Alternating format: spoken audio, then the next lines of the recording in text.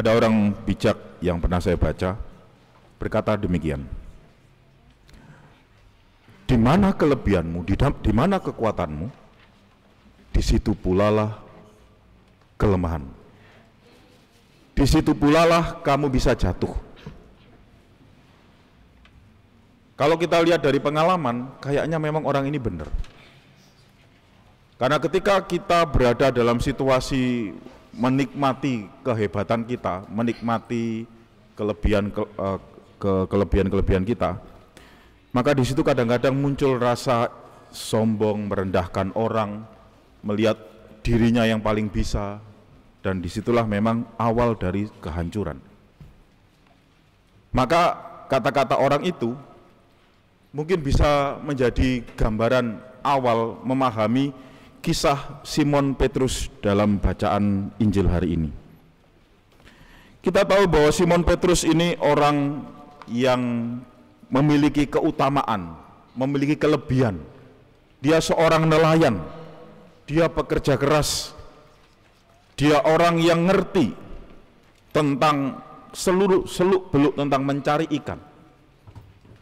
Bandingkan dengan Yesus, orang dari pedalaman Nazaret, jauh dari pantai, jauh dari danau, dia anak tukang kayu, dia guru keliling, tidak punya rumah yang tetap, tapi ada sesuatu di dalamnya.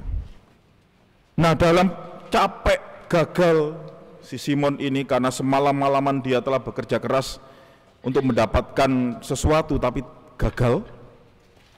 Dalam capek dan perasaan gagal itu, tiba-tiba Yesus datang meminta dia untuk kemudian meminjam perahunya, lalu kemudian disitulah Yesus mengajar. Bayangan saya, dalam capek dan rasa gagal itu, masih ada orang yang mengganggu seperti itu, Yesus maksudnya. Akhirnya lama-kelamaan dia juga akhirnya mendengarkan. Entah apa yang terjadi memang tidak jelas. Tapi kemudian ketika Yesus menyapa Petrus atau Simon, masih belum bernama Petrus, Simon ini karena sudah mendengar, mulai menyadari bahwa ada sesuatu dalam diri Yesus. Maka dia mengatakan guru. Dia mulai percaya dengan apa yang dia katakan. Maka menarik ketika kemudian Yesus menyuruh dia untuk bertolak ke tempat yang lebih dalam untuk menebarkan jalan. Bayangkan orang yang ngerti seluk-beluk mencari ikan, diajari oleh guru nggak jelas, orang dari pedalaman, orang yang nggak ngerti apa-apa tentang perikanan, tapi kok mau ya Petrus? Nah, disinilah kita melihat bahwa mungkin dia mendengarkan sedikit-sedikit, sehingga dia bisa mengatakan, tetapi karena kata-katamu, Tuhan, aku akan menebarkan jala juga. Maka kita tahu kelanjutannya, terjadilah mujizat. Simon merasa takjub tapi juga merasa bersalah, dan disitulah kemudian Yesus mengangkat Simon menjadi Petrus yang penjala manusia. Bapak Ibu saudara-saudara terkasih, bisa jadi kisah Simon itu kisah kita masing-masing. Betapa kita pun merasa bahwa seringkali kita ini sudah berusaha mati-matian. Kita sudah mengeluarkan seluruh kelebihan, kemampuan-kemampuan kita untuk melakukan sesuatu menjadi lebih baik. Kita sudah bekerja keras untuk sesuatu yang baik, untuk sesuatu yang bernilai. Tapi kadang kita mengalami kegagalan. Kadang kita mengalami kejatuhan. Kadang kita merasa bahwa nggak ada gunanya. Maka dua sikap yang dipilih, bisa dipilih.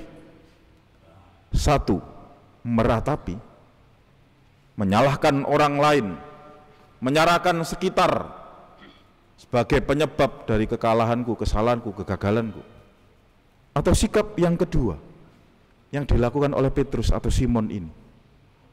Sambil dia membersihkan, sambil dia membereskan, sambil dia melakukan sesuatu merenung pasti, dia mendengarkan sabda, mendengarkan Yesus yang hadir di situ. Dia tidak meratapi kegagalannya, dia tidak menyalahkan angin, tidak menyalahkan hujan, tidak menyalahkan gunung, danau, tapi dia mendengarkan suara Tuhan. Kalau kita menilik lagi ke belakang, yang disebut iman itu selalu muncul dari pendengaran.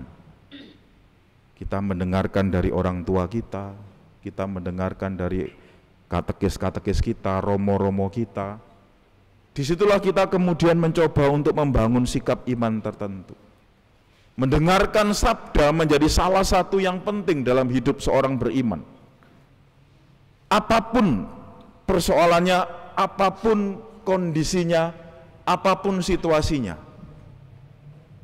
mendengarkan menjadi sebuah pilihan yang penting.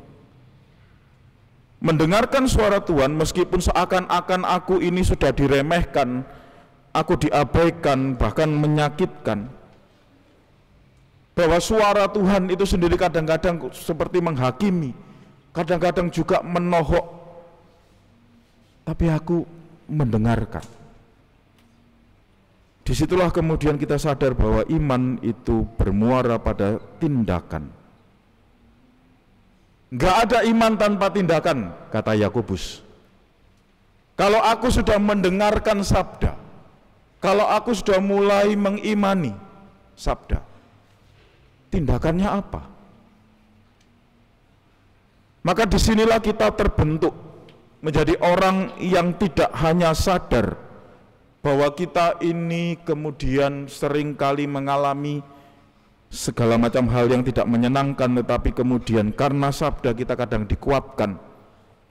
Disitulah kita dibentuk dan kita jadi sadar bahwa ternyata pengalaman hidup kita adalah pengalaman orang yang berdosa, pengalaman orang yang harus terus-menerus memperbaiki diri, pengalaman orang yang terus bertransformasi. Ingat bahwa Simon tidak sekali langsung beriman. Dia masih menyangkal Yesus 3 kali. Dia gagal beriman. Tapi kembali dia mendengarkan. Maka poin penting dari kisah Simon yang juga adalah kisah kita, Bapak Ibu, saudara-saudara terkasih. Kita sadar bahwa Tuhan memberi kita banyak kelebihan. Kita sadar bahwa Tuhan kemudian punya maksud tertentu terhadap apa yang kita miliki.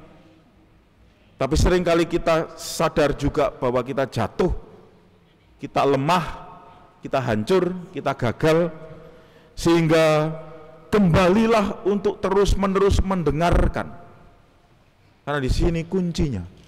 Sejauh mana aku mendengarkan Tuhan, sejauh mana doa-doaku, sejauh mana aku dekat dengan sabda, sejauh mana aku kemudian mengikuti sungguh-sungguh pendengaran atau suara dari Tuhan yang kemudian membentuk diriku.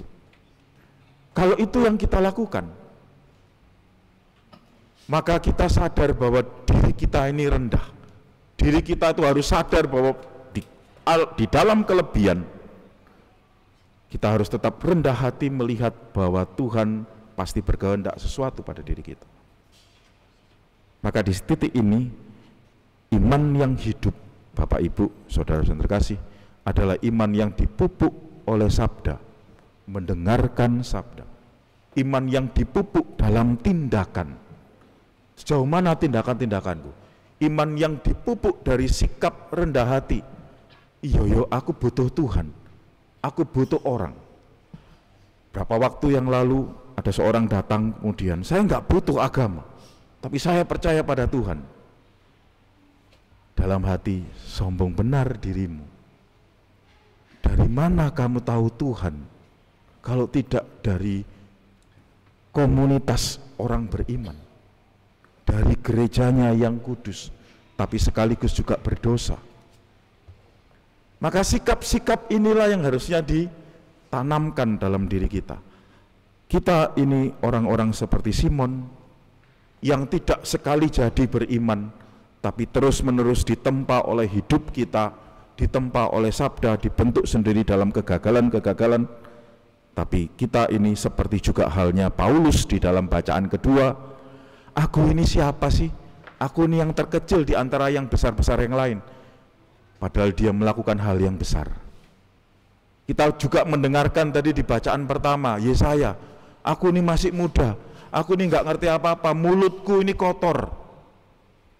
Tapi justru karena lemah, justru karena kotor, justru karena gagal, rahmat Tuhan itu masuk dan memenuhi kita. Bapak Ibu, itulah iman, itulah hidup kita, itulah yang kita nikmati sampai akhir nanti, sampai kita mati.